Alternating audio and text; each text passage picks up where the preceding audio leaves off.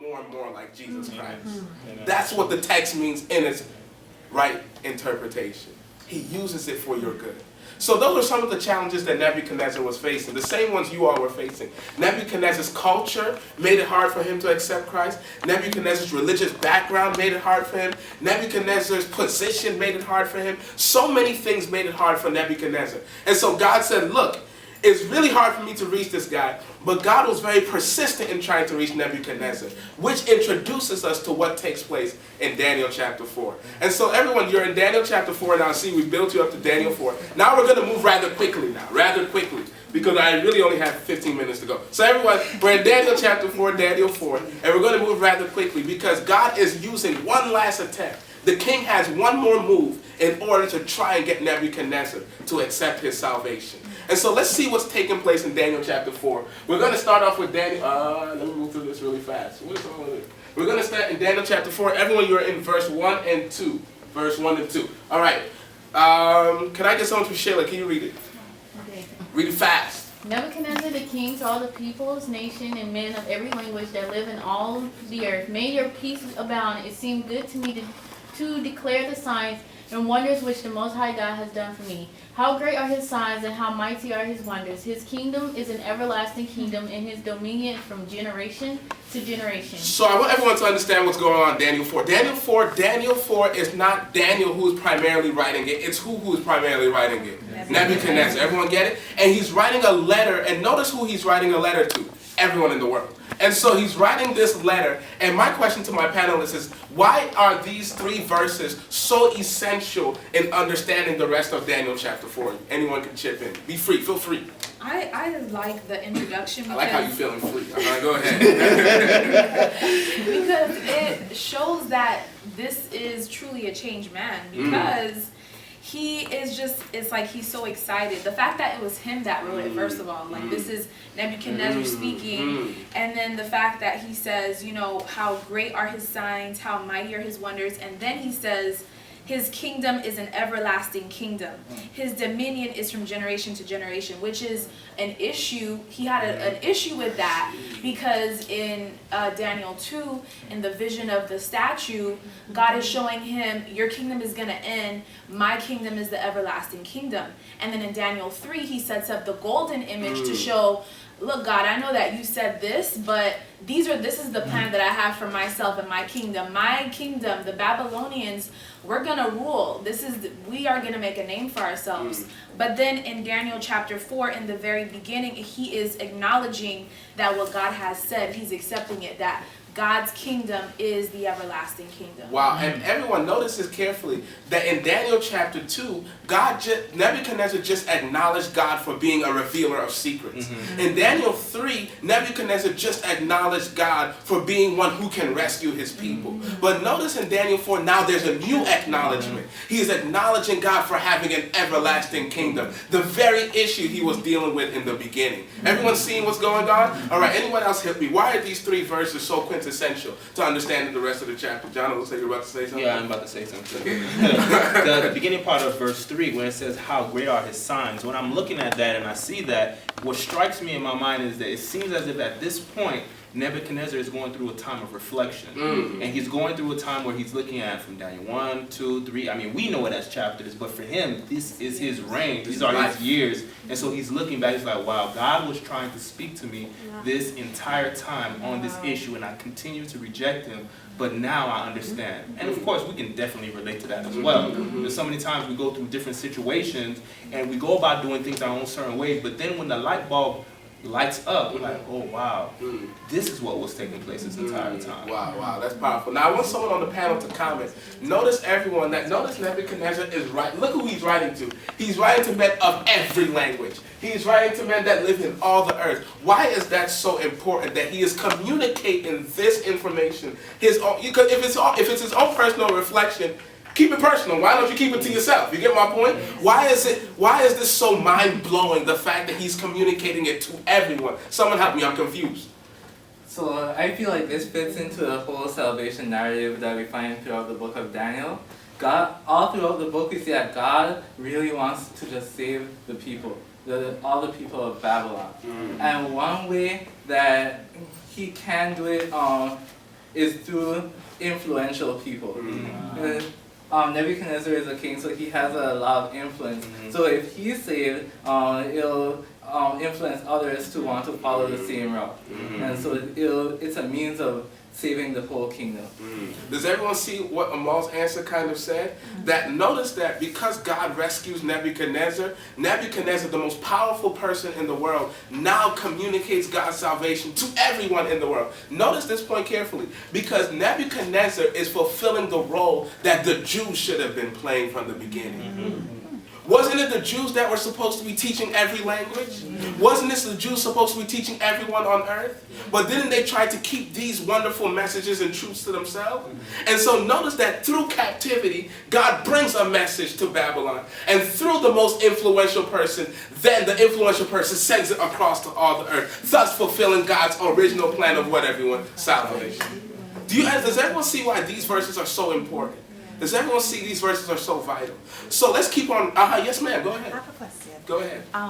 Didn't Nebuchadnezzar invite everybody when they had to worship the image? Okay. So is it not like he is correcting his steps? I recognize my wrong. I've done wrong here. And because now light has been brought to me, I need now to let everybody now know, which is something that we don't sometimes do. Right. Because we may do, and we don't go back and correct our steps. So it was a big step for him, but an honorable one too. Wow, wow, wow. And a very humble step as well. Very humble step. I don't know if anyone on the panel has anything to comment concerning that. Very humble step, very humble step. And I think that humility communicated so much to the people who were there. You know, sometimes, you know, at the end of the day, it's not even what a person said, it's just the attitude that comes behind it. It's the spirit that's just attached behind it as well. And so observe, everyone, Nebuchadnezzar is correcting a mistake that he did in the past to show that God is the true God. But let's see, everyone ready? Let's see what happens in Daniel chapter 4, verse 8. Hit me, girl.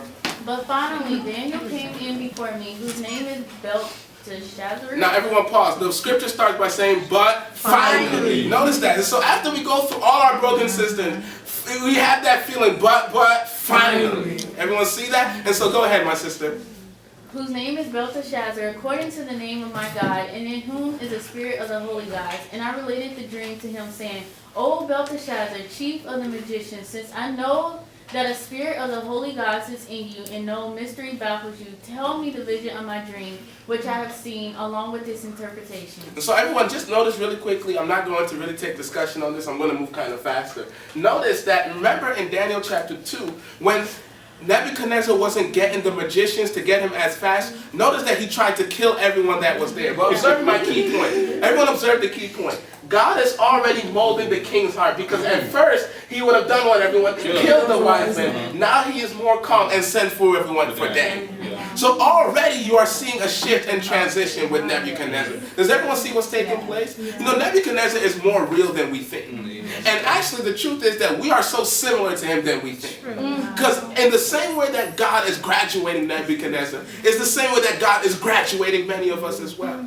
Allowing us, buttering us, changing us, softening us. And you know, the Christian walk is not a leap. That's why we don't say the Christian leap. We call it a Christian what, everyone? Walk. Because it's step by step. It's day by day. Glory to glory. Faith to faith. Everyone see what's going on? It's a process. Sanctification is not happening in a day. It takes a lifetime. Day by day. Not in a day. So everyone sees what's going on, right? But notice that God, but finally, who comes in, everyone? Who comes in to help? Daniel comes in. And so notice what God is doing for Nebuchadnezzar. God does what everyone, he sends help.